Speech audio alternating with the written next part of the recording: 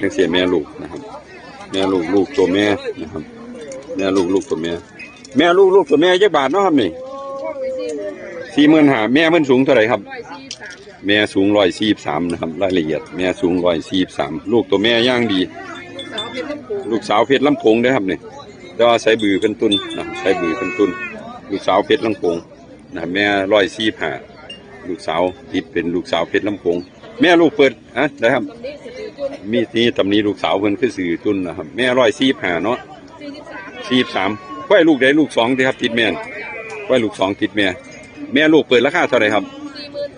45,000เนาะครับ45,000ต่อรองได้นะครับใช้ตัวใดมาอีกครับบัดมาเบิ่งแม่ดอนแม่เผือกลูกพ่อใดเนาะครับนี่ลูกสาวแก้วฟ้าครับแม่ดอนลูกสาวแก้วฟ้าสูงเท่าใด136 37ฟันน้ำนมคือฟันแท้ครับนี่ฟันแท้คู่หนึ่งทับไปครับนี่ฟันแท้คู่หนึ่งยังบ่ผสมนะครับเอาหางช่วงท้ายดีนะครับสูง130เท่าไรวะครับ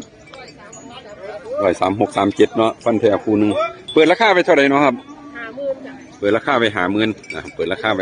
50,000 2 ปี 4 เดือนเนาะครับเนาะเปิดราคาไป50,000เอา2คมนี่ฝากเบอร์โทรไว้นะครับ065 985 7836เอาผู้ใดสนใจก็ยังโทรสอบถามต่อรองราคาเบิ่งเอาโชคๆกันมานะครับเด้อครับ